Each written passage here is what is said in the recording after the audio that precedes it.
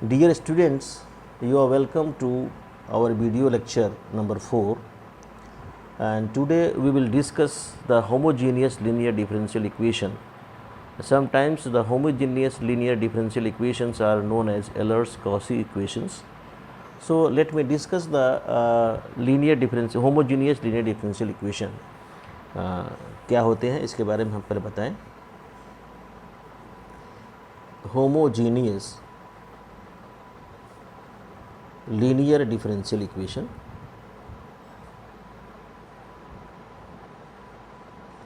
इसको आपको बुक्स में भी कहा जाता है, इसको एलर्स-कॉची इक्वेशन भी कहा जाता है.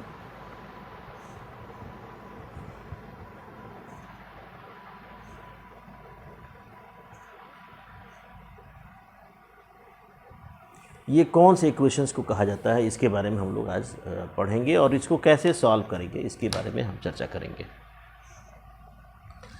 तो हम लेट अस कंसीडर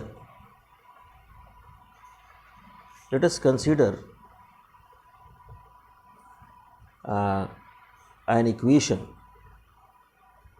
एक इक्वेशन ऐसे लेते हैं हम, x to the power n d to the power n y upon dx to the power n plus a1 x to the power of n minus 1 d to the power n minus 1 y upon dx to the power n minus 1 plus a2 x to the power n minus 2 d to the power n minus 2 y upon dx to the power n minus 2 and so on. Here is a n minus 1 x into dy by dx plus a n y is equal to q. Here is a and y is equal to q. इसको हम differential equation 1 मान लेते हैं. तो this is differential equation 1. Differential equation 1 is known as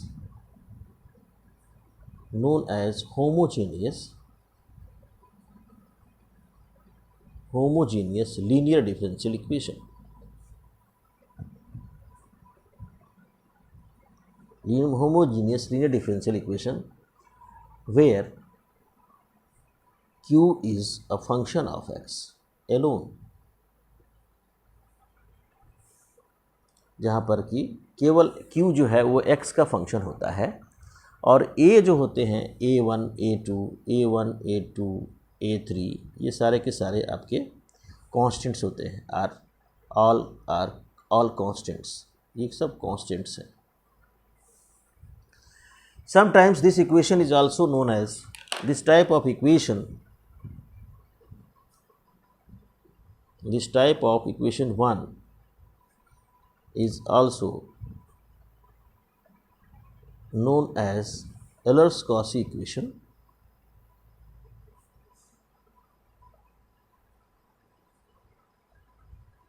Euler's-Cauchy equation भी जाना जाता है इसको.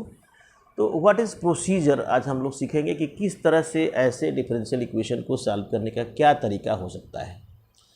तो ये बात जानने के लिए हमको क्या करना पड़ेगा, कैसे हम सॉल्व करेंगे, इस बात की चर्चा हम करेंगे आज कि इसको सॉल्व करने का क्या तरीका होगा. एक्चुअली इसका तरीका ख़ास ये होता है कि इस तरह के जितने भी डिफरेंशियल इक्वेशन मिलते हैं, ज़रा देखिए यहाँ पर कि इसको n बार डिफरेंशिएट किया गया है तो इसके बगल में इसमें मल्टीप्लाई है x to the power n से. इसमें अगर n माइनस 1 बार y को डिफरेंशिएट किया गया है तो इसमें मल्टीप्लाई किया गया है x to the power n minus 1 से. इसी तरह से इसके जो नेक्स्ट टर्म है आपका थर्ड टर्म, उसमें भी देखें तो y को n माइनस 2 बार डिफरेंशिएट किया गया है और मल्टीप्लाई किया गया है x to the power n minus 2 से. तो इस बिहेवियर के वजह से यहाँ पर देखें तो dy बाई dx यानी एक बार वही y को डिफरेंशिएट किया गया है और x टू द पावर 1 से मल्टीप्लाई किया गया है. तो इस तरह के जितने भी डिफरेंशियल इक्वेशन आपको पाए जाते हैं तो वो सारे के सारे होमोजीनियस लीनियर डिफरेंशियल इक्वेशन के नाम से जाने जाते हैं. और इस तरह के डिफरेंशियल इक्वेशन को चूँकि दिया था एलर्स-कॉची साहब ने जॉइंट रूप में इस इक्वेशन को दिया था, सॉल्व करने का तरीका इन्होंने बताया था. और कहीं इनको साइंस में या इंजीनियरिंग में कहीं मिला होगा जिसके वजह से ये इन्होंने तरीका दे दिया। और इसको क्या करते हैं हम, इसमें हम करते ये हैं कि इस तरह के डिफरेंशियल इक्वेशन को किसी तरह का सब्स्टिट्यूशन इस्तेमाल करके इसको linear differential equation with constant coefficient में ट्रांसफ़र कर लेते हैं। जब इस तरह का डिफरेंशियल इक्वेशन जब linear differential equation with constant coefficient में ट्रांसफ़र हो जाएगा तो हम आसानी से उसका ऑक्सिलरी इक्वेशन लिख सकते होंगे, फिर उसका कॉम्प्लीमेंट्री फंक्शन लिख सकते होंगे, और फिर उसका पर्टिकुलर इंटीग्रल निकाल करके उसका आंसर हम कंप्लीट सोल्यूशन लिख सकते हैं y = CF + PI। अब वो सब्स्टिट्यूशन क्या इस्तेमाल किया गया इसके बारे में आज हम बताते हैं। तो हम यहाँ आपको यहाँ लिख देते हैं, to find the complete solution of the equation 1, we use a substitution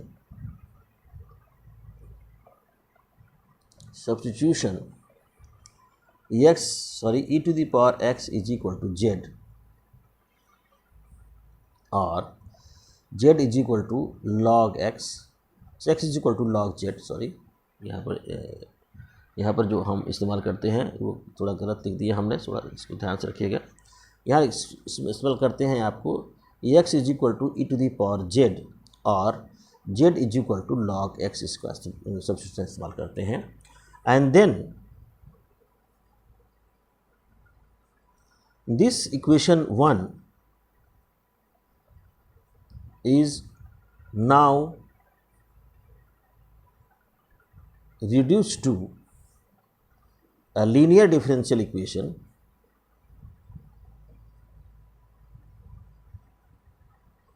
with constant coefficient,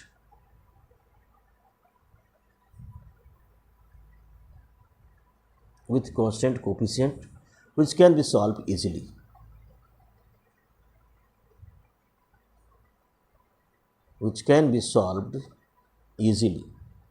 जो हम आसानी से इसको सॉल्व कर सकते हैं। अब ये हम करेंगे क्या, ज़रा इसको ध्यान से देखिए कि हम कैसे इसको ट्रांसफ़र हो रहा है इस सब्स्टिट्यूशन से। जैसे हमने इस्तेमाल किया है, let x is equals e to the power z लिया है, या हम z is equal to log x लिखे हैं। तो इसमें ज़रा देखें तो हमको dy/dx को लिखना चाहते हैं, तो बाय चेन रूल से हम लिख सकते हैं dy/dx इंटू dz और dz/dx लिख सकते हैं। तो देखें यहाँ पर तो ये हो जाएगा dy/dz and d/dx of z is log x, so we can get dy/dz into log x is differentiation 1/x। तो फाइनली जब हम बात करते हैं इसमें x से अगर मल्टीप्लाई करते हैं तो यहाँ हो जाएगा x into dy/dx is nothing but it is dy/dz, या हम ये भी कह सकते हैं इसको simply x into dy/dx can be written as capital D into y। हम यहाँ पर ये बात कह देंगे कि where capital D is equal to d/dz, यानी ये हमको एक मिल गया कि dx इंटू dy/dx को हम लोग कैपिटल dy लिख सकते हैं, जहाँ पर d की वैल्यू d/dz मिल गया। इसी तरह से हम आगे बढ़ते हैं, d2y/dx स्क्वायर के लिए हम बात करते हैं आपसे। तो d2y/dx स्क्वायर क्यों लिख सकते हैं d/dx इंटू dy/dx, या इसको और लिखना चाहें हम तो ये भी लिख सकते हैं d/dx, और ये dy/dx की ऑलरेडी हमारी वैल्यू निकली हुई है, वो dy/dx की जो भी निकली है हमारी वैल्यू, आप देखें हमारे पास dy/dx की क्या भी निकली है, ये निकली है आपकी 1/x dy/dz। तो यहाँ लिख देंगे 1/x और dy/dz। अब यहाँ आता है ये फर्स्ट फंक्शन, ये आता है second function, by part product rule लग जाएगा यहाँ पर। तो d/dx फर्स्ट फंक्शन का डिफ्रेंशिएशन ये हो जाएगा -1/x स्क्वायर, और ये dy/dz second function as it is, plus 1/x as it is, ये हो जाएगा d/dx ऑफ dy/dz। यानी हमारे पास मिला क्या कि d2y/dx स्क्वायर की जो वैल्यू मिली वो ये मिली -1 upon x square d y upon d z plus 1 upon x मिला। इस d by d x d y upon d z को लिख सकते हैं हम लोग d upon d z d y upon d z into d z upon d x. और आपको पता है d z upon d x क्या होता है, क्योंकि d z upon d x जो हो जाता है वो लॉग एक्स का डिफ्रेंशिएशन एक्स के रिस्पेक्ट में, ये हो जाएगा 1 बाई एक्स। तो ये मिल जाता है हमारा कि d to y upon d x square is equal to -1 by x square d y upon d z plus ये 1 बाई एक्स, ये भी 1 बाई एक्स, तो 1 बाई एक्स स्क्वायर हो जाएगा। यहाँ हो जाएगा d to y upon d z square. अब इसमें से हम अगर 1 बाई एक्स स्क्वायर कामन ले भी लें और इसको हम d लिख दें कैपिटल, ये हो जाएगा d square minus d into y, और d आपको ऑलरेडी पता है d बाई डी जेड। तो यानी फाइनली अगर हम एक्स स्क्वायर से मल्टीप्लाई कर दें तो हमारे पास ये आ जाता है x square into d to y upon d x square is nothing but it is d into d minus 1 into y. ये हमारे पास मिल जाता है। तो ये दो बातें अभी मैंने बताया। इसी तरह से सिमिलरली आपको और भी आपका जिससे मान लीजिए क्या मिला, x into d y by d x, जहाँ पर डी वाई मिल गया, x square d to y upon d x, तो d into d minus 1 y मिल गया। इस तरह से अगला जो होगा सिमिलरली आप इसको लिख सकते होंगे, सिमिलरली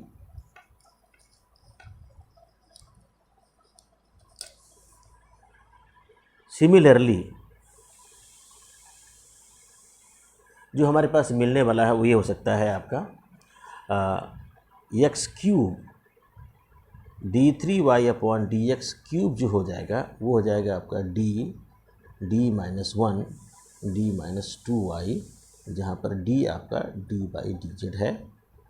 और इसी तरह से x to the power 4 t के power 4 y upon d x to the power 4, ये मिल जाएगा d into d minus 1 d minus 2 d minus 3 y and so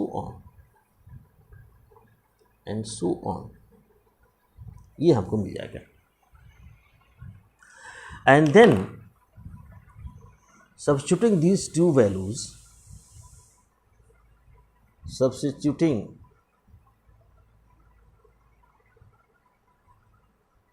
these values in the given differential equation 1, जब इसमें रखेंगे in the given differential equation 1, तो क्या मिलने जा रहा है आप इसको जरा से देखें। Then the given differential equation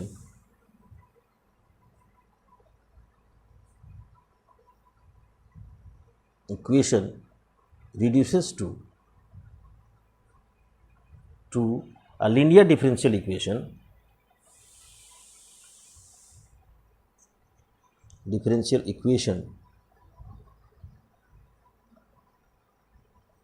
with constant coefficient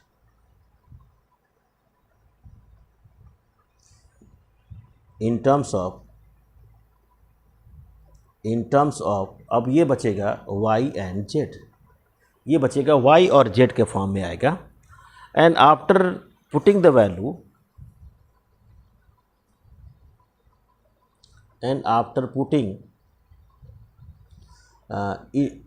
z is equal to e to the power ये log x, z is equal to log x रखा था, और x is equal to e to the power z रखा था। Then we get the required solution.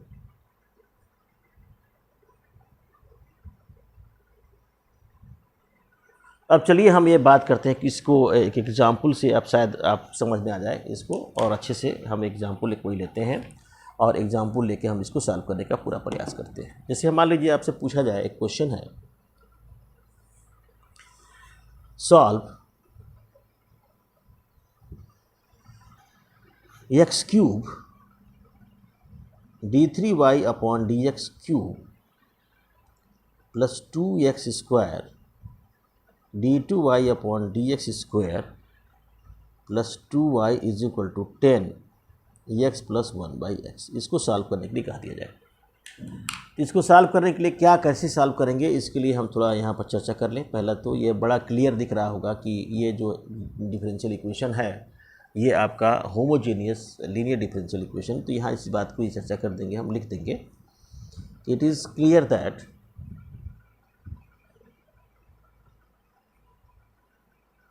The given differential equation 1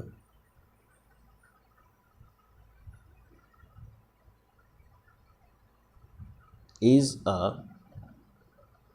homogeneous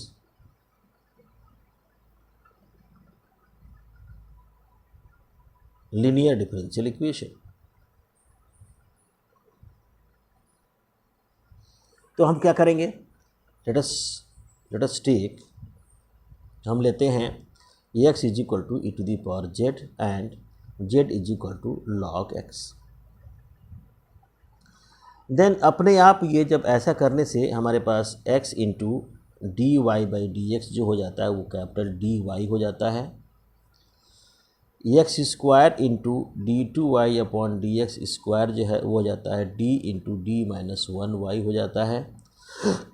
और ये x cube और d three y upon d x cube जो हो जाता है वो अब तो होता है d into d minus one into d minus two y हो जाता है। हम यहाँ पर कह सकते हैं where capital D is nothing but D by D Z.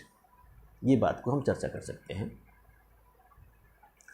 अब हम देखें तो हमारा डिफरेंशियल इक्वेशन 1 किस तरह से बन जाएगा। Now substituting these values in equation 1,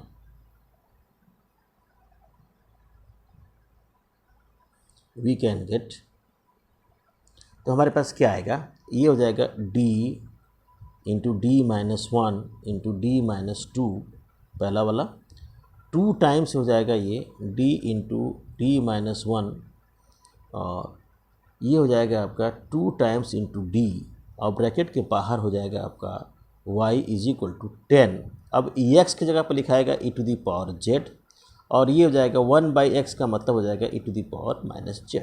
ये हमारा डिफरेंशियल इक्वेशन बन गया। अब इसको हम सॉल्व करेंगे। इसको सॉल्व करेंगे तो क्या क्या आएगा ज़रा देखिए यहाँ पर, तो हो जाएगा डी क्यूब, यहाँ आ जाएगा डी क्यूब हो जाएगा, और ये हो जाएगा आपका माइनस डी स्क्वायर हो जाएगा, डी क्यूब होगा, फिर आपका देखिए यहाँ से मल्टीप्लाई करके लिख दीजिए यहाँ पर, इस एक्चुअली इस तरह से कर लीजिए ज़्यादा अच्छा रहेगा। डी पहले कर लीजिए, इसका मल्टीप्लाई हो जाएगा तो D square minus 2d plus 2 होगा, माइनस 3d प्लस 2 होगा, और यहाँ आ जाएगा 2d minus 2d square minus 2d plus 2d, और y is equal to 10 e to the power z plus e to the power minus z, ये बनेगा। फिर इसको सॉल्व करें तो ये हो जाएगा d cube minus 3d square plus 2d square minus 2d plus 2d, और ये ब्रैकेट के बाहर y is equal to 10 e to the power z plus e to the power minus z, ये बनेगा। 2d से 2d कैंसिल, ये आ जाएगा डी क्यूब, ये 3d स्क्वायर है माइनस ये प्लस 2d स्क्वायर है, तो ये हो जाएगा माइनस डी स्क्वायर, और ये आपका सिर्फ बचेगा आपका 2d, है ना। हेलो ज़रा देखिए यहाँ पर, ये आपको देखिए ध्यान से, तो ये मिलेगा 2d नहीं रहेगा, सॉरी ये 2d नहीं रहेगा, क्योंकि ये आपका हो जाएगा दिस एंड दिस, और x तो है नहीं यहाँ पर, x वाला टर्म तो है नहीं, तो ये आपका ऐसे ही रह जाएगा, 2 रहेगा, ये 2 रहेगा, तो ये वाला कैंसिल होगा, ये 2 रहेगा, सॉरी ये 2 रहेगा, ये अभी ऐसे रहेगा 2, and this y is equal to 10 e to the power z plus e to the power minus z, ये आएगा। यानी आपको ये मिलेगा क्या, डी क्यूब, फिर से एक बार लिख दे रहा हूँ, d cube minus d square plus 2 y is equal to 10 e to the power z plus e to the power minus z, ये मिल गया। अब हम इसको बात कर सकते हैं कि this is now linear differential equation with constant coefficient. This equation 2, इसको 2 मान लेते हैं। This differential equation 2 is now a linear differential equation with constant coefficients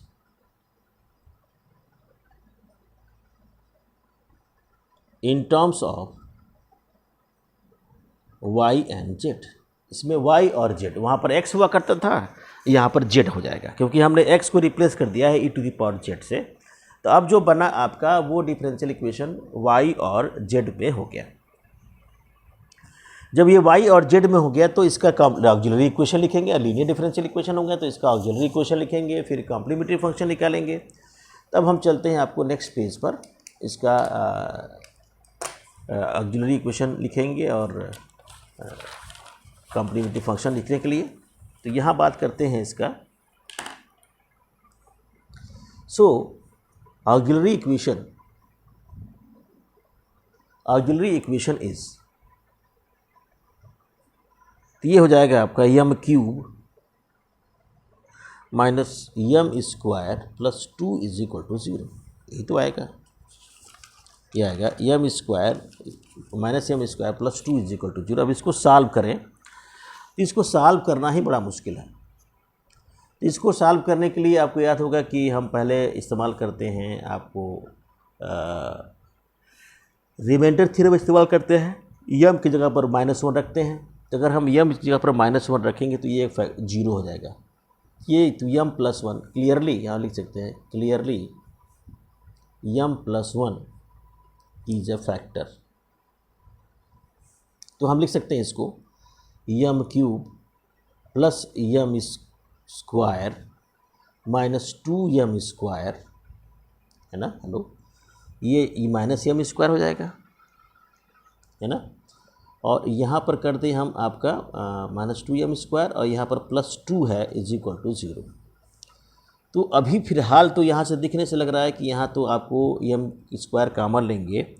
चाहे आप ऐसा करने, अगर इस तरह से ग्रुपिंग करने में दिक्कत होती है तो सबसे पहला काम ये होता है कि यहाँ पर m cube minus m square plus 2 से डिवाइड कर देंगे हम यम प्लस 1 से। तो यम स्क्वायर बढ़ जाएगा तो ये हो जाएगा m cube minus plus m square. अब यहाँ पर हम सेपरेट करेंगे तो ये आ जाएगा कैंसिल, ये हो जाएगा -2 यम स्क्वायर प्लस 2। अब की बार यहाँ पर यम टाइम्स ले जाए, -2 यम बार ले जाए तो जाएगा -2 यम स्क्वायर -2 यम। ये माइनस माइनस प्लस, ये प्लस, ये कैंसिल हो जाएगा तो हो जाएगा 2 यम प्लस 2। तो अब की बार हम 2 बार ले जाएँ तो ये हो जाएगा 2 यम प्लस 2, तो ये माइनस माइनस ये कैंसिल हो जाएगा। तो ये हम कह सकते हैं इसको कि यहाँ जो मिलेगा तो वो मिलेगा आपका m cube plus m square minus, हम बात कर रहे हैं तो ये हो जाएगा 2 यम स्क्वायर माइनस 2 यम प्लस 2 यम, है नहीं। अब +2 इज इक्वल टू 0 कर देते हैं। तो देखो क्या क्या मिल रहा है। हमने क्या किया कि ये तो ऐसे ही रखा, इसकी जगह पर हम लिख सकते हैं -m स्क्वायर, यहाँ -2m ऐड कर दिया प्लस 2m कर दिया। यहाँ से क्या होगा, यम स्क्वायर कॉमन लेंगे तो हो जाएगा यम प्लस 1। यहाँ से -2m कॉमन लेंगे तो यम प्लस 1 हो जाएगा। यहाँ से 2 कॉमन लेंगे तो भी यम प्लस 1 हो जाएगा इज इक्वल टू 0। तो यहाँ से हम यम प्लस 1 कॉमन लेते हैं तो ये आ जाएगा m square -2m plus 2 is equal to 0, ये आ जाएगा। अगर हम फिर इसको सॉल्व करें तो हम देख सकते हैं यहाँ पर कि ये मिल जाएगा m plus 1 is equal to 0 and m square -2m plus 2 is equal to 0। तो इससे यम की वैल्यू मिल रही है -1। इससे यम की वैल्यू निकालने की 2 वैल्यूज और मिलनी चाहिए इससे। तो इसके लिए निकालने के लिए हम श्रीधराचार्य रूल इस्तेमाल करेंगे। तो यम की वैल्यू आएगी -b plus minus √b square -4ac/2a। यानी कि देखिए तो यम की वैल्यू एक -1 आएगी और एक आ जाएगी आपको 1 प्लस माइनस आई आएगा, क्योंकि ये से करोगे तो आप देखोगे यहाँ पर तो आ जाएगा 2 प्लस माइनस √-4 हो जाएगा अपॉन 2, तो ये आ जाएगा 1 प्लस माइनस आई। तो यहाँ जो मिलेगा कॉम्प्लीमेंट्री फंक्शन वो आपका हो जाएगा c1 e⁻−z, क्योंकि x में नहीं है, y और z में ये डिफरेंशियल इक्वेशन है। तो c1 e⁻−z और प्लस ये जो आपको होगा e⁻z हो जाएगा और ब्रैकेट में हो जाएगा c2 cos z plus c3 sin z। ये आपका निकलेगा कॉम्प्लीमेंट्री फंक्शन। तभी फिलहाल हम जेड में लिख लेते हैं। अब इसका निकालते हैं पर्टिकुलर इंटीग्रल। तो पर्टिकुलर इंटीग्रल जो निकलेगा वो हो जाएगा आपका 1/d³ minus d square plus 2, और यहाँ पर देखें तो 10 है e टू दी पावर शायद जेड है plus e to the power minus z है, इसका हमको निकालना है। तो ये 10 तो आपका बाहर निकल जाएगा। अब ये बचेगा 1/d³ minus d square plus 2 e to the power z plus 1/d³ minus d square plus 2, और यहाँ हो जाएगा e to the power minus z, ये बनेगा। तो इसके लिए हमको याद होगा कि जब हम पर्टिकुलर इंटीग्रल निकालते थे तो हमने यहाँ लिखा था, यहाँ जो यूज़ किया है मैं लिखने जा रहा हूँ, using 1/f of d is equal to e to the power ax is equal to 1/f of a e to the power ax if f of a is not equal to 0, ये होता है, आपने देखा होगा। फिर एक ये भी है कि 1/f of d e to the power ax की वैल्यू ये x अपॉन ये हो जाता था f dash a e to the power ax, ये तब होता था जब f ऑफ a 0 हो जाए लेकिन f डैश a 0 ना हो, तब होता था। तो इन दोनों का इस्तेमाल हम इसमें करने जा रहे हैं। जो पहले वाले में हम करेंगे इस्तेमाल, तो ये आपका जो pi बन के आ जाएगा वो 10 हो जाएगा, और यहाँ जो हम बात करेंगे इसकी, तो यहाँ पर जेड के कोफिशिएंट एक जगह पर 1 है यहाँ पर, तो ये आ जाएगा 1/1 minus 1 plus 2 e to the power z, plus यहाँ पर अगर -1 रखें तो ये -1 ये 1 और ये भी -1, तो -2 प्लस 2 0 हो जाएगा, तो इसलिए ये वाला लगेगा। ये हो जाएगा आपका जेड अपॉन, इसको डिफ्रेंशिएट करें, इसको डिफ्रेंशिएट कर देंगे, रफ वर्क यहाँ कर लीजिए। डिफ्रेंशिएट करेंगे तो हो जाएगा 3d² माइनस 2d, बस इतना ही होगा। और इसमें हम d की जगह पर -1 रख दें, तो -1 रखेंगे तो हो जाएगा आपका 3 हो जाएगा, और हो जाएगा +2, यही तो होगा 3 और +2, समझ में आ रहा है? हेलो, ये आपको 3 और +2 हो जाएगा, तो ये हमारे पास ये मिल जाएगा, 3 + 2 का मतलब 5 मिल जाएगा। यहाँ लिख दें हमको 5, और ये हो जाएगा आपका e to the power minus z, ये मिलेगा।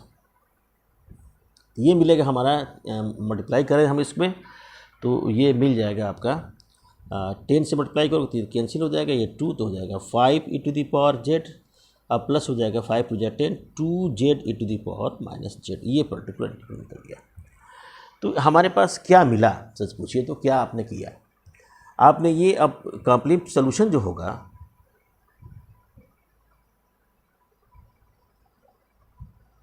ऑफ 2 जो होगा, डिफरेंशियल इक्वेशन 2 जो बनाया था आपने, उसका तो हो जाएगा y is equal to C F plus P I. तो यहाँ पर y इज इक्वल टू जो सी एफ निकला है आपके सामने है, वो आपका C1 e to the power minus z plus e to the power z, C2 cos z plus C3 sine z, और प्लस पी आई का मतलब 5 e to the power z plus 2z e to the power minus z. तो अब ये कह सकते हैं कि hence the required solution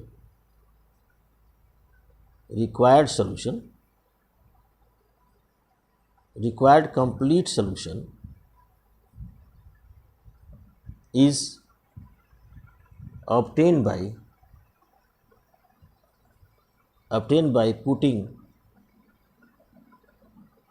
e to the power z is equal to x and z is equal to log x, and hence y is equal to c1 upon x plus x into in bracket c2 cos log x plus c3 sin log x plus 5x plus 2x 2 log x upon x, ये इसका answer है। तो I think कि आपको ये समझ में आया होगा। फिर भी कोई दिक्कत होगा तो आप इसको पूछ सकते हैं। अब मैं कोई एक दूसरा क्वेश्चन लेकर चलता हूँ ताकि आपको और प्रैक्टिस में हो जाए। Late us consider another question, एक दूसरा क्वेश्चन, एक डिफरेंट टाइप का हम लेकर चलते हैं। जिससे कि आपको दिक्कत ना हो, समझने में भी कोई परेशानी ना हो। तो मैं एक दूसरा क्वेश्चन लेता हूँ। ये क्वेश्चन है, नेक्स्ट क्वेश्चन है आपका,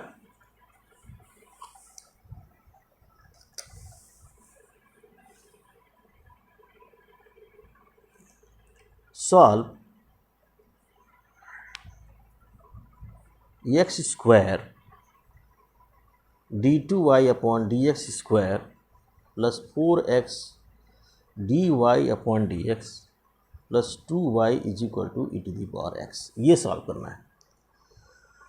तो ये बड़ा क्लियर दिख रहा है कि भाई ये ऑब्वियसली कि this differential equation is homogeneous differential equation. तो इस बात को यहाँ लिखा जाएगा, the given differential equation, one इसको ले लेते हैं, is a homogeneous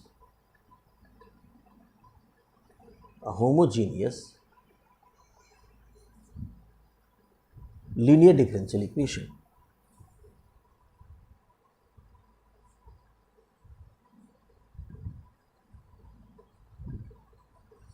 Let us take x is equal to e to the power z and z is equal to log x. Then तो ये हमारे पास आ जाता है x dy by dx is equal to dy and x square d to y upon d x square हो जाएगा d into T minus 1y, ये मिल जाएगा। तो ऐसे में हमारे पास ये जो डिफरेंशियल इक्वेशन है, putting these values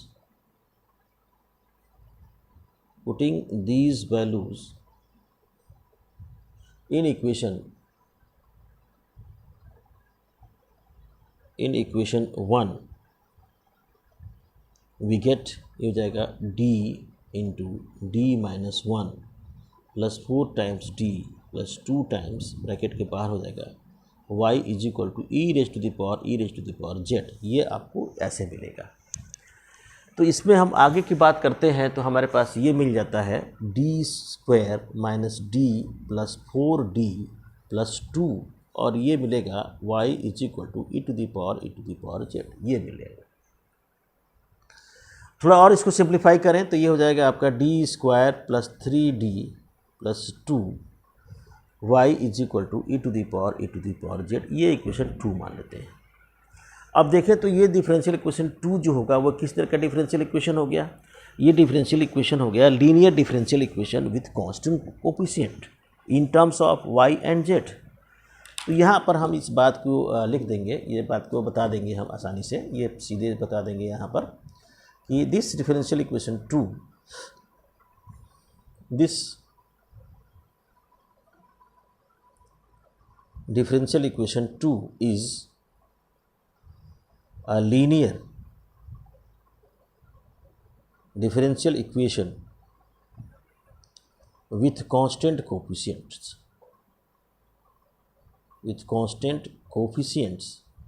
in terms of y and z। ये y and z में है, तो इसका हम ऑक्सिलरी इक्वेशन लिखेंगे। तो हमारे पास ऑक्सिलरी इक्वेशन क्या आएगा?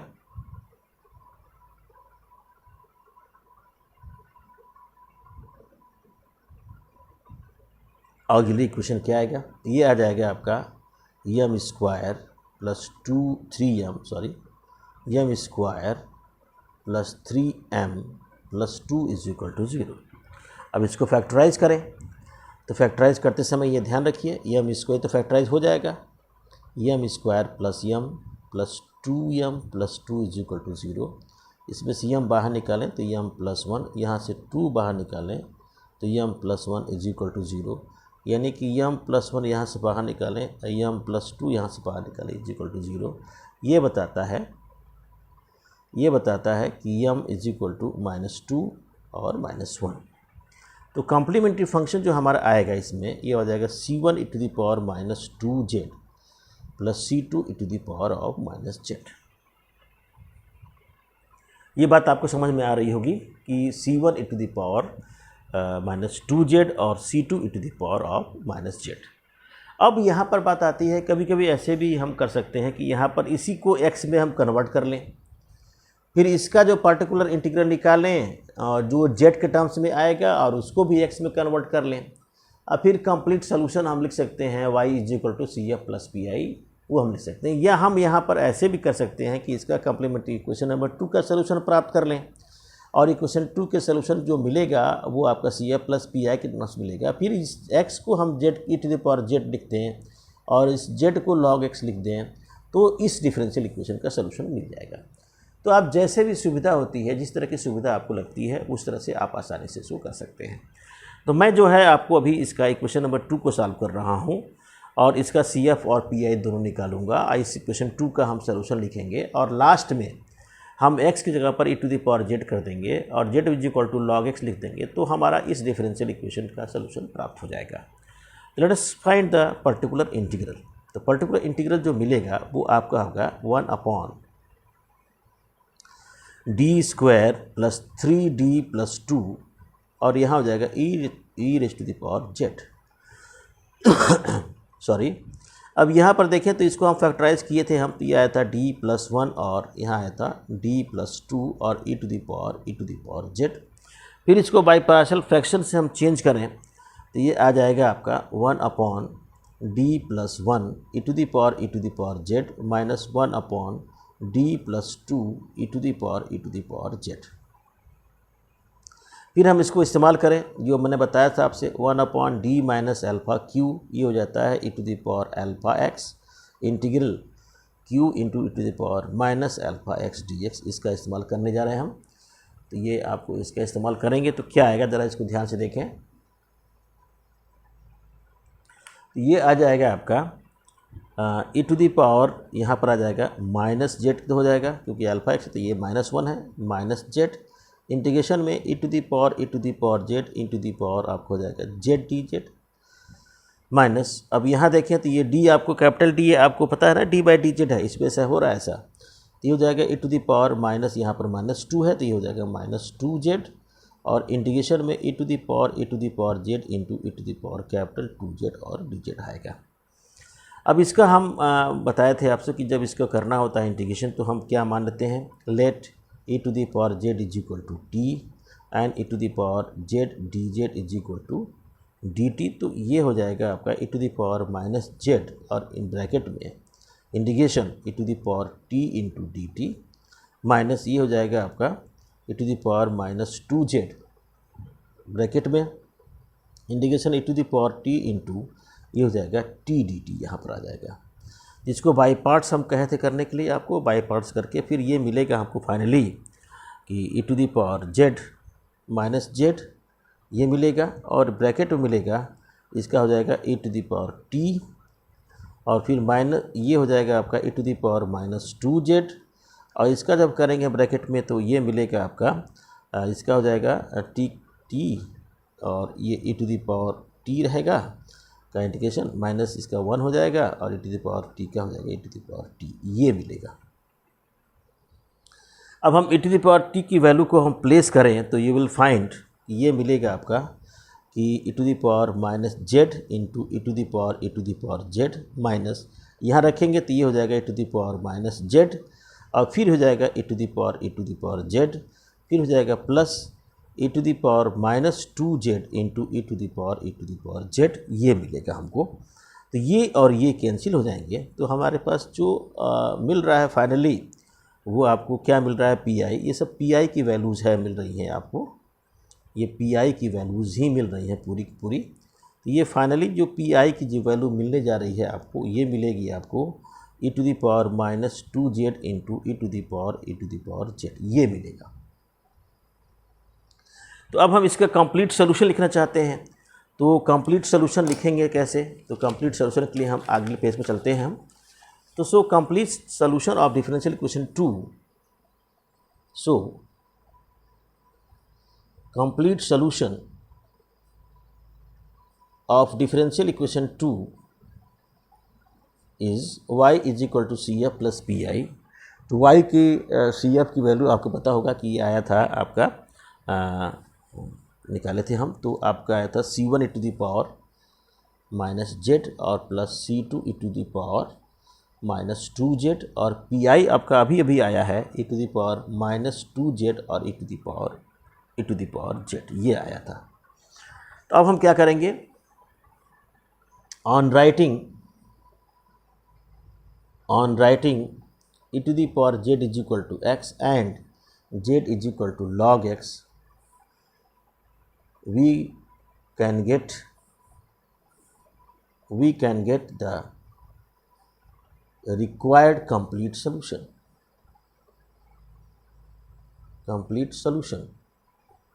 और y इज इक्वल टू हो जाएगा C1 upon x plus C2 upon x square, plus ये हो जाएगा आपका ई टू दी पावर ये x हो जाएगा अपॉन एक्स स्क्वायर।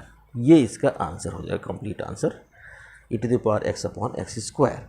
तो this is the complete answer of this solution. तो आई थिंक कि आपने इस वीडियो लेक्चर को एंजॉय किया होगा, और इस तरह के वीडियो लेक्चर हम और भी बनाएंगे, और फिर आपको अब हम आपको वीडियो लेक्चर 4 हो गया ये मेरा, अब वीडियो लेक्चर सीरीज़ आपको 5th बनाएंगे। तब तक के लिए आपको बहुत बहुत धन्यवाद, और आप जो है इस वीडियो लेक्चर को कंटिन्यूअसली देखिए पूरे शुरू से, तो शायद आपको अच्छा लगेगा, और फिर आपको कोई डाउट होगा उसके कमेंट बॉक्स में डालिए और इसको शेयर करिए। बहुत बहुत धन्यवाद, थैंक यू।